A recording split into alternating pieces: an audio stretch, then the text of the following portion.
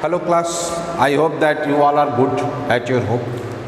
Due to COVID-19, we are starting our virtual classes and today we are going to start your second chapter. At last day you also read your second chapter, New Kings and Kingdoms. By starting this chapter in a quick form, we have taken a look about the new kings and kingdoms, how new kings came and how their kingdoms are reformed. उन्होंने अपनी राजधानी कैसे बनाई, कुछ जो chiefs थे या संबंध से वो अपने जो राजा थे उनसे अलग होकर उन लोगों ने अपने आप को फ्री घोषित कर दिया और उन लोगों ने नई राज्य का निर्माण किया।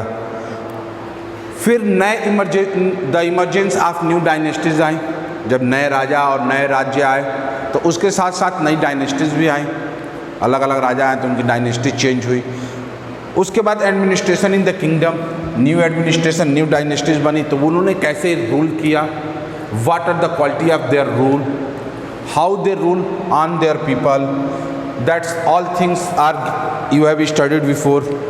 After that we have found nowadays some prashastis and land grants which are given to their people who have done for their kings. Kings gift some land grants to his a powerful person of his kingdom. अपने राज्य के एक powerful शक्तिशाली व्यक्ति को वो कुछ land दे देते थे कि यहाँ से आप टैक्स कलेक्ट कीजिए और एक आर्मी आप मेंटेन कीजिए। When I am in some trouble, राजा का ये होता था कि जब वो ट्रबल में हो, जब उसके ऊपर कोई विपत्ति हो, कोई दूसरे राजा अगर वार करे, अगर युद्ध करे तो आप अपनी सेना से हमारी मदद कीजिएगा। इसके लिए वो लोग उनको ज़मीन देते थे ताकि उन ज़मीन से वो टैक्स वसूल सकें और अपनी सेना मेंटेन करें और कुछ उसका एक पार्ट वो राजा को भी दें। तो we have seen some prashastis and land grants. After warfare of wealth के लिए, खजाने के लिए युद्ध होते थे। जो ज़्यादा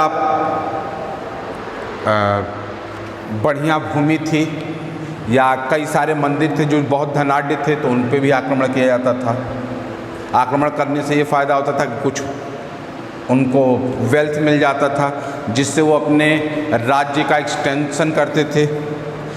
after that we will start a new topic to a closer look the Cholas. We have seen that some new kings have arrived. कुछ नए राजा आ गए, तब उनमें से हम देखेंगे चोलास के बारे में कि what they have done. तो from Oriya to Tanjore, how did the Cholas rise to power? Cholas कैसे पावर में आए, कैसे उन्होंने अपनी राज्य, ये minor chiefly family known as the Mutiyar held power in the Kaveri Delta. ये एक माइनर चिफली, एक छोटा सा लोगों का समूह था जिनको मुटियार के नाम से जाना जाता था। ये कावेरी डेल्टा में ये लोग रहते थे। They were subordinate to the Pallava kings of the Kanchipuram, और कांचीपुरम की जो पल्लवा राज्य था, पल्लवा राज्य घराना था, उसके वो लोग सबऑर्डिनेट थे, उसके चीफ थे। Vijayalaya who belong to the ancient chiefly family of the Cholas from Uriyarpur. विजयला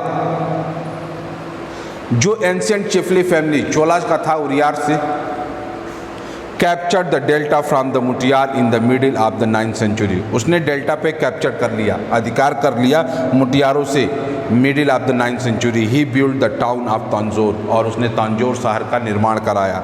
and a temple of goddess Nisumbhasudini there, और एक टेम्पल बनाया जो निसुम्बुदिनी देवी का था। The successors of Vijayalaya conquered neighbouring regions and the kingdom grew in size and power. जो उसके successors आए, पल्लवा किंग के जो सक्सेसर्स आए,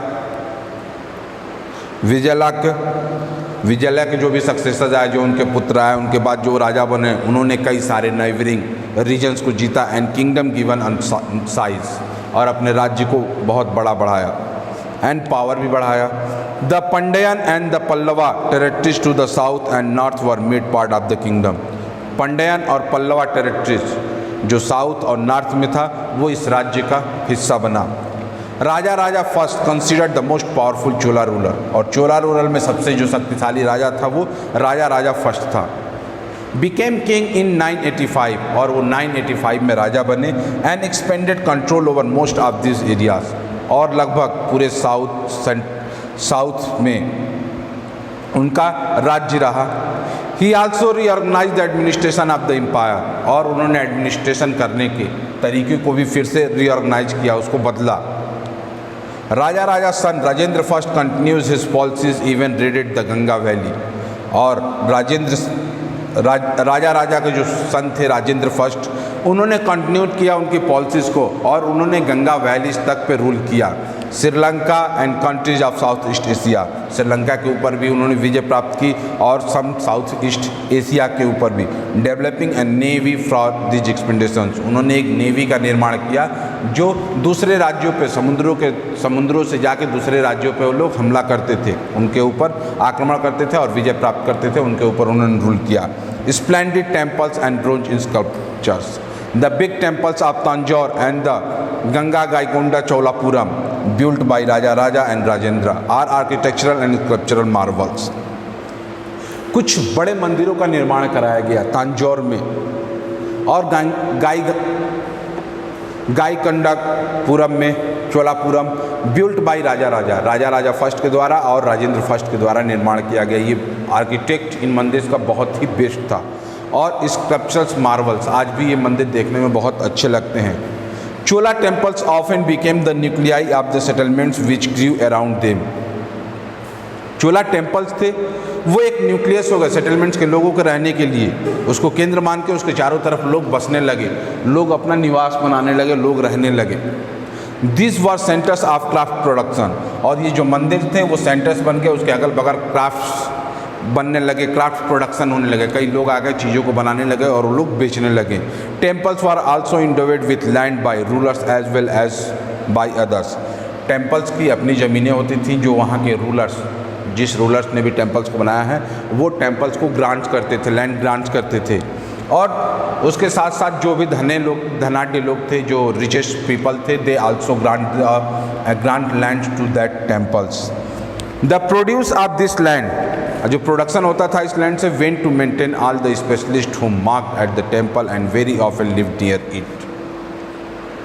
और जो भी प्रोडक्शन होता था उस लैंड से या जो भी टैक्स आते थे उस लैंड से, वो सारी चीज़ें खर्च की जाती थी मंदिर के ऊपर और मंदिर के आसपास मंदिर में रहने वाले लोगों के लिए, मंदिर के आसपास रहने वाले लोगों के लिए।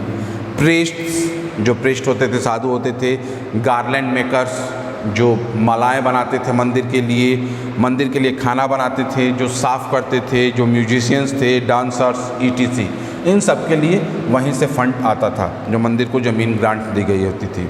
इन अदर वर्ड्स, दूसरे शब्दों में हम कह सकते हैं, temples were not only places of worships, ये यहाँ पे केवल पूजा नहीं होती थी, they were the hub of the economic, ये इकोनॉमिक हब था, सोशल, सामाजिक and cultural life as well. वहाँ पे जैसे पूजा पाठ होती थी वैसे ही इकोनॉमिक हब भी था, लोगों का व्यापार भी बढ़ता था, सामाजिक प्रतिष्ठा भी जुड़ी हुई थी, लोग रहते भी थे और कल्चरल लाइफ का भी डेवलपमेंट हो रहा था as well as. Amongst the crafts associated with temples, जो क्राफ्ट मंदिरों से एसोसिएटेड थे उनमें था the making of bronze images, bronze images बनते थे, वाज द मोस्ट डिस्टिंक्टिव, वो सबसे अच्छा था। Chola bronze images are considered amongst the finest in the world, Chola के समय जो भी ब्रॉन्ज मेटल्स इमेजेस बने वो विश्व में आज भी सबसे अच्छी मानी जाती हैं। While most images were the deities, some time images were made of the devotees as well, और उसमें से ज़्यादा जितने भी इमेजेस बने, जो भी मूर्तियाँ बनी, वो ज़्यादातर भगवानों की थी या उनके जो पुजारी थे, डिवोटीज थे, उनमें आस्था रखने वाले लोग थे, उनकी बनी। एग्रीकल्चर एंड इरीगेशंस, उस समय एग्रीकल्चर कैसे था और इरीगेशन खेती कैसे होती थी और इसकी सिंचाई कैसे होती थी उसके बारे में देखेंगे। Many of the achievements of the Cholas were made possible through the new development in agriculture, कई सारे अचीवमेंट्स, कई सारे नए वर्क किए गए चोलाज के द्वारा डेवलपमेंट ऑफ एग्रीकल्चर को डेवलप करने के लिए। Notice that the river Kaveri branches off into the several small channels before emptying into the Bay of Bengal। Kaveri नदी बंगाल में जाके खाली हो, बंगाल में जाके गिरे। उससे पहले कई सारे चैनल्स बना दिए गए थे, कई सारी नहरें बना दी गई थी जिनका सिंचाई के लिए उपयोग होता था। दिस चैनल्स ओवरफ्लो फ्रिक्वेंटली, और ये चैनल्स हमेशा बहते रहते थे, depositing fertile soil on their banks. और ये चैनल्स, ये जो नहरें थी, अपने साथ साथ मिट्टी भी लेके जाते थे और डिपॉजिट करते थे बैंक्स पे ये मिट्टियाँ। Water from the channels also provide the necessary moisture for agriculture.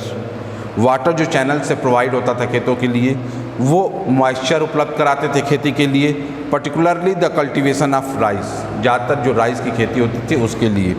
Although agriculture had development earlier in other parts of Tamil Nadu, इसके पहले भी कई सारे खेती के रूप में कई सारे डेवलपमेंट हुए थे तमिलनाडु में। It was the only form the 6th और 5th century that this area is open up for the large scale cultivation. और ये जो एरिया था वो 5th और 6th सेंचुरी से बहुत ज़्यादा वहाँ पे कल्टिवेशन खेती होने लगी। Forest had to cleared in some regions for agriculture. There are many kind of forest, the forest are cleared. They are ash and burn practices in which we cut the woods and burn them. After some time, when monsoon came, they just threw seeds, and after some time they cut. So they have cutted a lot of forest area for the field. They have converted into the field after 5th and 6th century. Land had to be levelled in other areas, lands को levelled किया गया, बराबर किया गया। In the delta region embankments had to be build to prevent flooding and canals had to be constructed to carry water to the fields. In many areas 2 crops were grown in a year. नदियों के किनारे बंधे बनाए गए जिससे पानी बाहर ना आए, बाढ़ ना आए। चैनल्स बनाए गए जिनसे पानी को एक जगह से दूसरी जगह हम ट्रांसपोर्ट कर सके एग्रीकल्चर के लिए। In many cases it was necessary to water crops artificially. कई जगह ऐसा हो गया कि नेसेसरी था कि वाटर क्रॉप्स आर्टिफिशियली, जब तक हम पानी ना पहुंचाए तो वहाँ पे फसलें ना हों, तो पानी को एक जगह से दूसरी जगह पहुँचाने के लिए कैनल्स बनाए गए। A variety of methods were used for irrigation. In some areas wells were dug, in other places huge tanks were constructed to collect rainwater. Remember that irrigation works require planning, organizing labor and resources, maintaining these works, and they decided how water is to be shared. Most of the new rulers as well as the people living in villages took an active interest in these activities. Agriculture, when we have to done agriculture, that we have to just schedule how we can collect water. So there are many tanks are made, or lakes were dug, ponds were dug to collect rainwater. And after collecting that water, we can utilize that water in agriculture for irrigation. So there is a lot of things happen for agriculture. Many kings has dug many wells in their areas. First of all, our population is just live nearby river. They just live nearby river due to water, and nearby river we can get easily water is get them to easily, उनको आसानी से पानी उपलब्ध हो जाता था, इसलिए वो नदियों के किनारे ही रहते थे। धीरे धीरे जब नदियों से दूर होने लगे, पॉपुलेशन बढ़ने लगी, नदियों से दूर होने लगे, तो वहाँ पानी कैसे आए? कुआं की खुदाई होने लगी, कैनल्स बनाए जाने रजाओं के लिए, सिंचाई के लिए। तो ये सारी चीज़ें हुई थी। अगर आपको कोई भी समस्या हो, आप मैसेज हमें टेक्स्ट कीजिए, हम उसका रिप्लाई करेंगे। That's all for the day. Thank you.